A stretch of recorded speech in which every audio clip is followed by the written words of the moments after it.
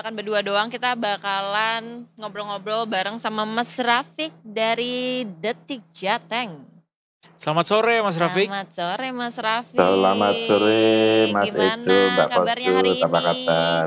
Alhamdulillah baik Mbak Baik. Pocut. Sehat-sehat Mas Rafiq ya. Tapi ini Sehat, hari ini beritanya yang nggak sehat. sehat Mas Beritanya Rafiq. Iya nggak betul, sehat beritanya ih. cukup membuat apa ya, ngeri gitu kan. Jadi resah gitu loh. Aksi predator. Apalagi ini kan dilakukan oleh pemuda yang sangat muda asal Jepara kan. Jepara kita Iya, tahu iya. Jepara itu kota kelahiran R.A. Kartini, ini juga masih Heeh. masa-masa Masih R.A. bulan Kartini Kartini dan ya. terjadi tindak kekerasan terhadap perempuan yang ya sedemikian ini ya, parah ya, cukup parah. Iya, iya, iya. Apalagi ini asalnya dari Kecamatan Kalinyamatan.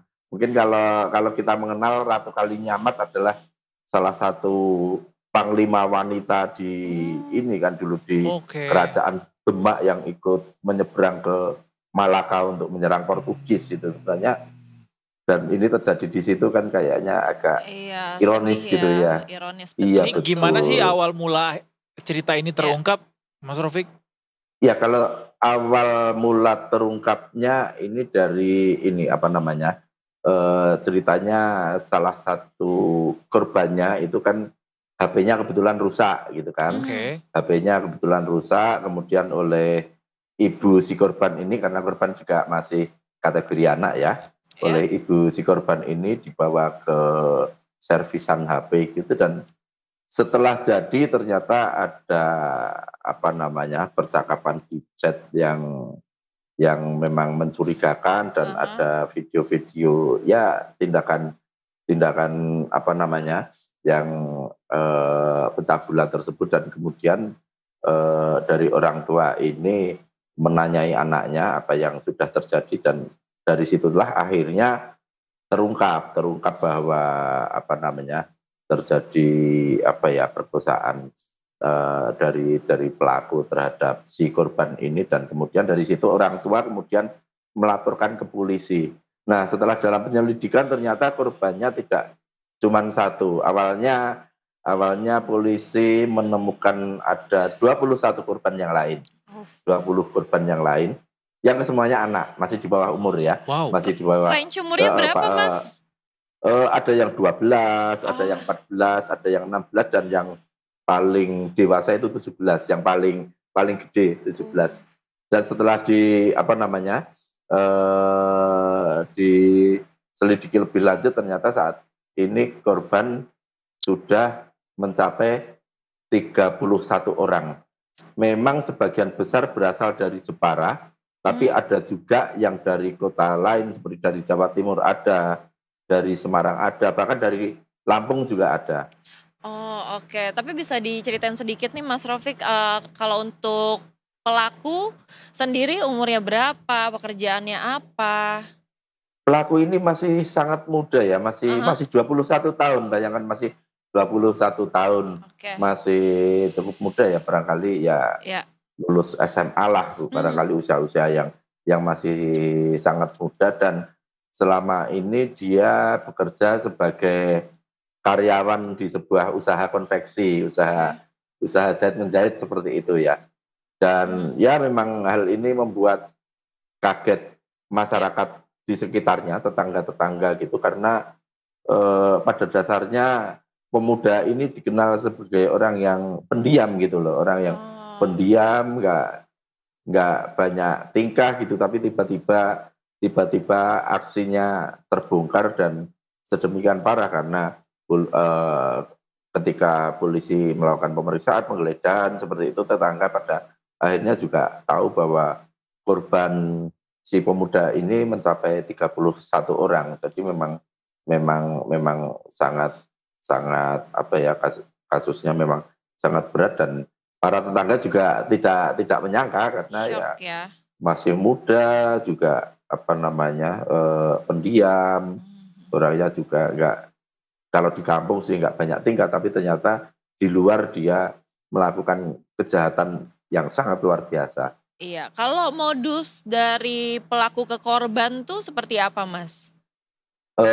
Modus dari pelaku sendiri dia mencari korbannya memang lewat media sosial. Oke. Jadi dia, berkenalan dengan korban-korban, eee, melalui sosial media yang kemudian diteruskan melalui ini melalui aplikasi Telegram semacam itu. Oke. Nah di aplikasi, Telegram itu dia semakin mendekati korban, melakukan bujuk rayu segala macam, bahkan, dengan ancaman. Jadi dia bisa memperoleh video-video atau foto korban, dalam kondisi yang nggak proper kayak gitu kan, kondisi-kondisi tertentu yang akhirnya itu digunakan oleh pelaku untuk memaksa korban, untuk melakukan perbuatan cabul tersebut. Sehingga ya banyak sih, cerita-cerita yang diungkap oleh polisi bagaimana si pelaku itu, memaksa korban sehingga ada yang korban saat pemerkosaan itu sampai hendak bunuh diri semacam itu. Jadi Wow. memang tindakan yang dilakukan oleh pelaku ini memang di luar ini ya, kemanusiaan. Video-video yang dikumpulkan sama pelaku ini kemudian dimonetisasi atau cuma jadi koleksi pribadi, Mas? Sampai saat ini belum ada temuan kalau pelaku ini menjual atau memonetisasi dari video-video yang dibuatnya saat dia melakukan perkosaan terhadap korban-korbannya. Namun sejauh ini yang telah berhasil diungkap oleh polisi bahwa pelaku melakukan mengoleksi secara pribadi, ditempatkan dalam folder khusus seperti itu dan mengelola file ini cukup rapi. Jadi dia misal,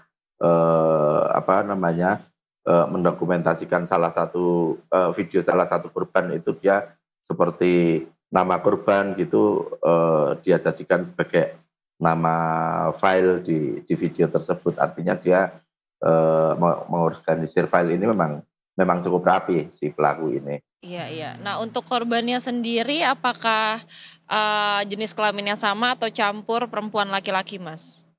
Ya sejauh ini memang yang, temuan memang,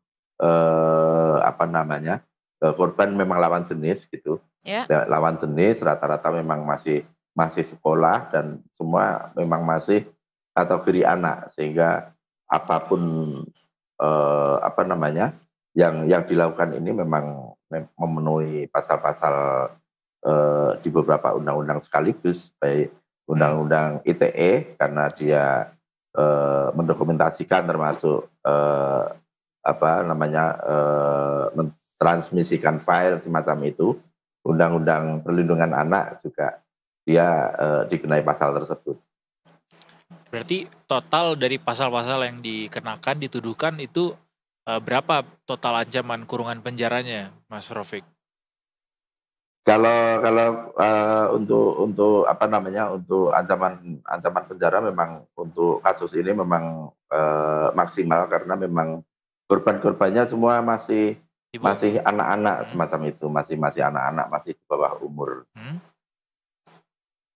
Apakah ada kemungkinan hukuman yang lebih berat begitu ya Iya. dari kurungan penjara begitu dengan jumlah, korban yang cukup banyak dan semuanya anak di bawah umur lagi, Iya. Iya merusak masa betul, depan. di beberapa kasus untuk untuk kejahatan serupa di Indonesia memang sudah mulai ada kan ya, beberapa hukuman tambahan seperti kebiri semacam itu. Nah nanti apakah ini akan juga, digunakan apakah, penyidik dan, nantinya penuntut umum juga akan menggunakan, hukuman-hukuman tambahan semacam ini kita lihat mungkin ke depan karena juga masih banyak perdebatan untuk hukuman-hukuman tambahan ini termasuk siapa yang akan melakukan semacam itu. Untuk misal kebiri gitu kan, Iya. dari tenaga kesehatan sendiri juga untuk melaksanakan hukuman itu juga masih banyak perdebatan juga kan.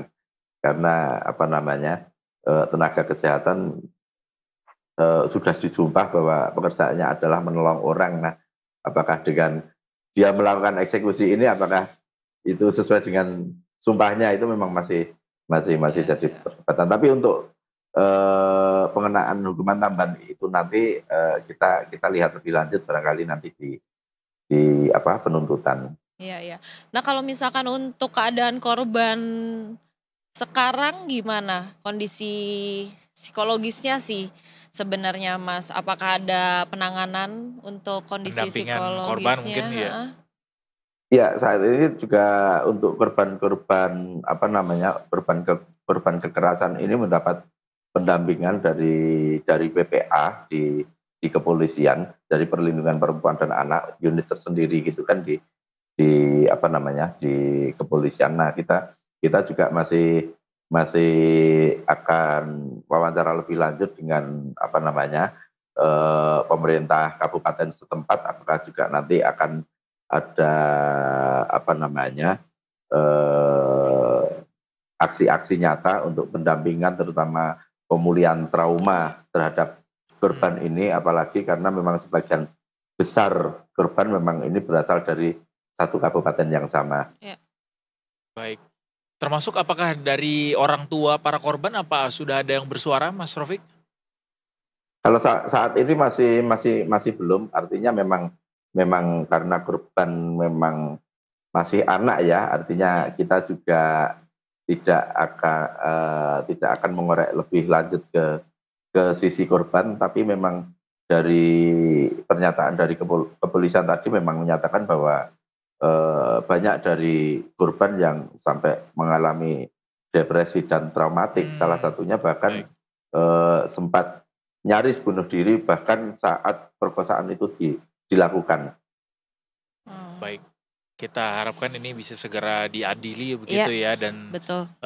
Memberikan efek jerah untuk semua orang biar tidak terjadi lagi hal serupa dimanapun itu. Iya betul. Apalagi saat ini banyak anak-anak yang mengakses media sosial juga. Seharusnya orang tua semakin berhati-hati, semakin mengawasi kegiatan bersosial media anak-anaknya memang harus terus diawasi dan dibimbing gitu ya. Siap Mas Rofik, terima kasih banyak. Mas. Kita nantikan informasi yang seru-seru dan juga menyenangkan dari Detik Jateng, karena kita beberapa kali ngobrol sama Mas Rofik, beritanya ini ya menyayat hati. Pilu hatinya. Iya betul. Iya. Karena orangnya hitam, auranya agak gelap gitu ya. Info kuliner aja Mas. Ya udah, nanti kapan-kapan kita akan ngobrol lagi sama Mas Rofik. Terima kasih banyak atas informasi dan ngobrol-ngobrolnya sore ini. Selamat bertugas kembali Mas.